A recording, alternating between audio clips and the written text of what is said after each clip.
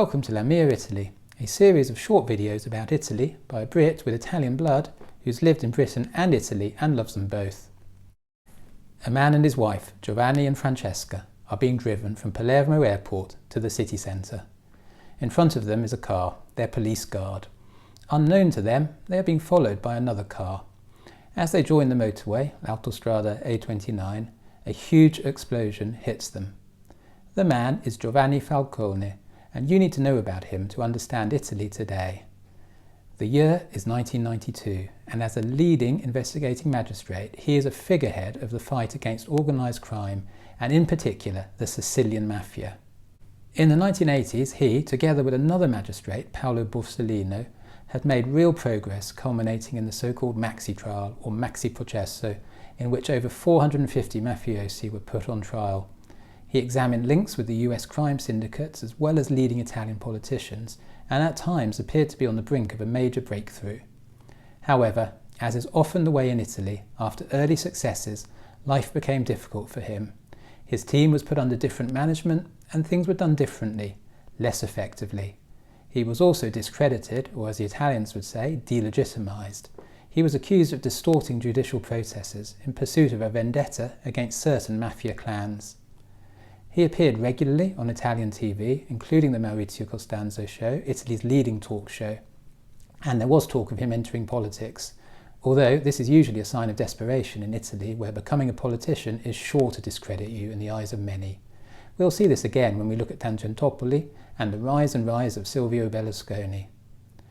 So why was Giovanni Falcone such a threat, and who was he a threat to? A mayor had been elected in Palermo on an anti-mafia ticket, Leoluca Orlando. This was a threat to the mafia, as it gave the lie to claims that they did some good and had widespread local support by investing in local businesses, creating jobs, and providing some sort of welfare to widows and orphans. You know the sort of thing. I also suspect investigations into links between the mafia and politicians were too close for comfort. As Roberto Saviano says, and more about him shortly, the mafia typically does not kill supergrasses, I pentiti, as doing so validates their claims. If they were talking rubbish, there'd be no need to silence them. If it happens, it's done as a warning to others. 11 days before the explosion, Giovanni Falcone said, quote, "They have delegitimized me, and this time the bosses will kill me." The car following Giovanni and Francesca is in contact with another mafioso, and 1,000 kilograms, a metric ton of explosives, is detonated by remote control. The first car, the police escort, takes the full force of the explosion, and the second car crashes into the barrier. The Falcones are taken to hospital but die within a few hours from their injuries. They were not wearing seatbelts. It isn't known who told the mafia about their travel plans that day. The funeral was a huge affair, attended by the Italian president and leading politicians. "I forgive you," said the widow of one of the murdered bodyguards, "but you must be on your knees."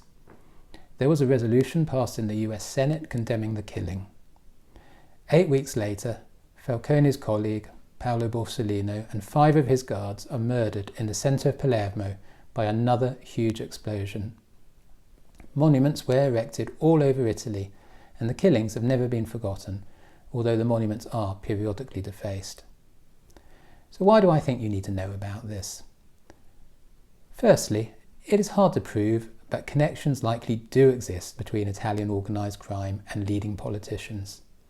It shows that organised crime is not confined to the south of Italy, is not in any way benign, and is widespread within Italy and the Italian state. Secondly, it still matters. This was a full frontal attack on Italy and the Italian people by the mafia, and has never really been repeated.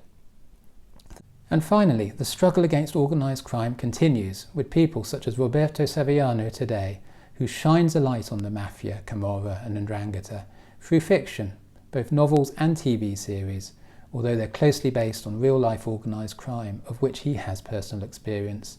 I've done another video on Saviano, who at least to some extent is an heir to Falcone and Borsellino.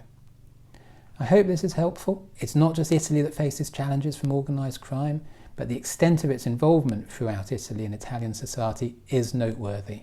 I'll be doing more videos about Italy, all aspects of Italy, not just crime, so please feel free to subscribe. In the meantime, in bocca al lupo, and I'll see you all soon.